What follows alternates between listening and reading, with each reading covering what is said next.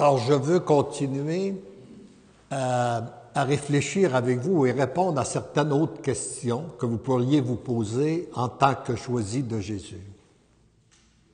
Au cas où il y aurait une personne dans cette salle qui aurait dit « pas moi ». Lorsque j'ai dit que vous étiez des choisis de Jésus, au cas où il y aurait une personne qui aurait dit « pas moi ». Non, ça se peut pas. Pas moi, je ne peux pas être un ou une choisie de Jésus. Parce que sûrement que Léandre se trompe. Il fait une erreur lorsqu'il dit que nous sommes tous des choisis ici. Peut-être les autres, mais pas moi. Parce que moi, j'ai trop péché dans ma vie. Moi, j'ai trop un mauvais caractère. Oh, puis moi, là, je suis pas une personne assez dévote. Je prie pas assez, etc., etc.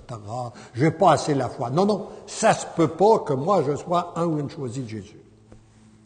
Eh bien, je veux vous rassurer tout de suite en vous disant que Jésus ne nous choisit pas à cause de nos mérites et même de nos vertus. C'est uniquement par amour que son choix s'arrête sur nous ce matin. De la même façon, lorsque son choix s'est arrêté sur les premiers apôtres. Et pour vous aider à comprendre que malgré votre peu de foi, malgré tous vos péchés, malgré votre mauvais caractère, vous pouvez être un ou une choisie de Jésus, je veux vous poser les questions suivantes. Est-ce que vous croyez que Jésus a choisi Pierre parce qu'il avait un bon caractère? Est-ce que vous croyez que Jésus a choisi Matthieu parce que c'était un homme honnête et qu'il avait une bonne réputation? Est-ce que vous croyez que Jésus a choisi Thomas parce que c'était un homme de foi?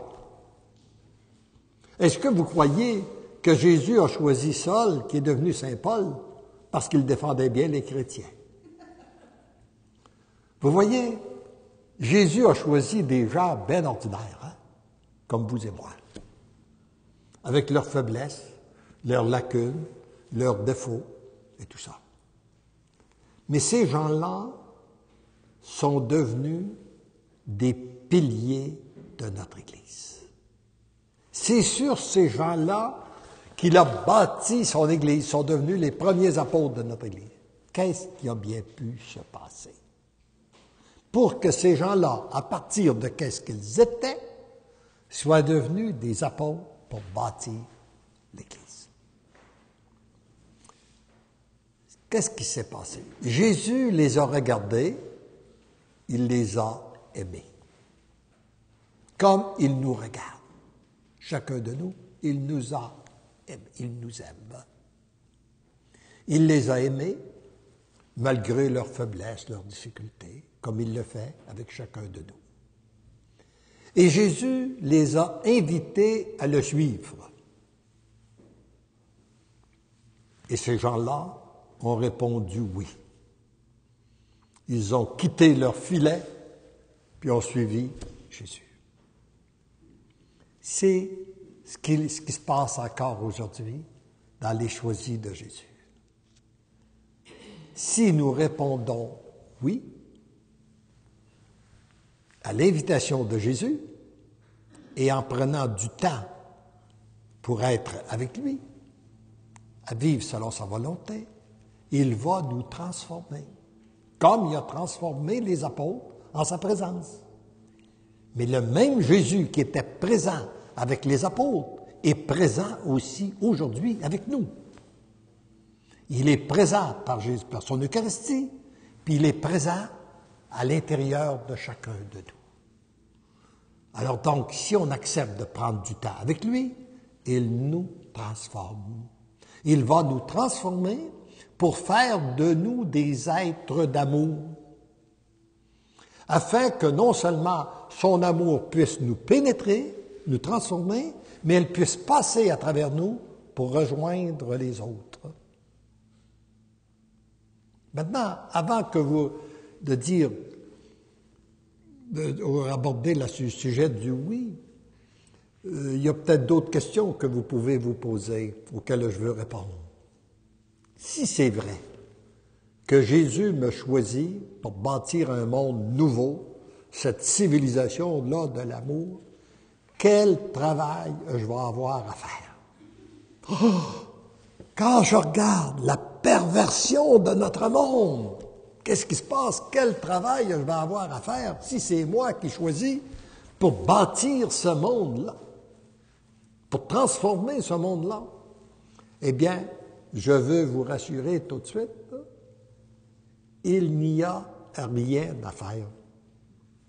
Il ne nous choisit pas pour que nous fassions, il nous choisit pour ce que nous allons devenir, des êtres d'amour. Ce qu'il nous demande, c'est de le laisser faire. Il ne nous demande pas de faire, il dit « laisse-moi faire ».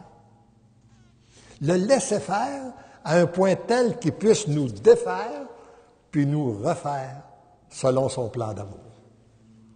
Voyez-vous, lui laisser toute liberté d'agir. Parce que la transformation du monde, ce n'est pas une œuvre humaine. C'est une œuvre divine. C'est Dieu seul qui peut changer le monde.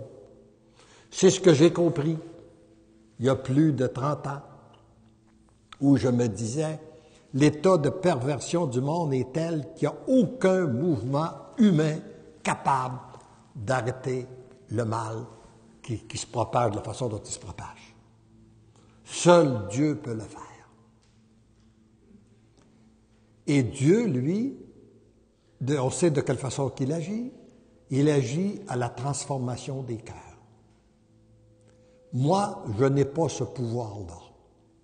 Je n'ai pas le pouvoir de changer le cœur de qui que ce soit. Plus que ça, je ne suis même pas capable de changer le mien.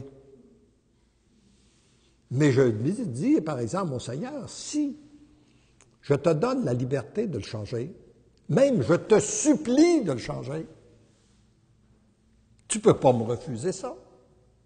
Tu es venu sur la terre pour ça. Tu es mort sur la croix pour ça, pour que les cœurs soient changés. Eh bien, moi, je te dis, je te supplie, change le mien. Tu ne peux pas refuser ça. C'est une demande que Jésus ne peut pas refuser. C'est sûr qu'elle est exaucée. Et après, si une fois changé, je me disais, si une fois mon cœur changé, on a de l'influence, on sait qu'on a toujours de l'influence les uns sur les autres.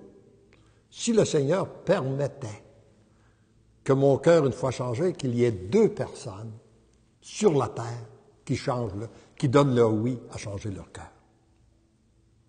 Et que ces 2 personnes-là, une fois que leur cœur est changé, que le Seigneur s'en sert pour en changer encore chacun 2 autres. Ça en ferait 4. Et ces 4-là, après, ça en ferait 8, ça en ferait 16, ça en ferait 32, ainsi de suite. Alors, voyez-vous le facteur de multiplication? Alors donc, la transformation du monde, c'est son œuvre à lui. Alors soyez, et c'est peut-être la première fois dans votre vie qu'on vous dit que vous êtes choisi, puis que vous n'avez rien à faire. On a l'habitude qu'on vous choisit pour pour faire. Mais là, on dit non, il n'y a rien à faire. Laisse-le faire. Laisse-le te transformer par son œuvre à lui.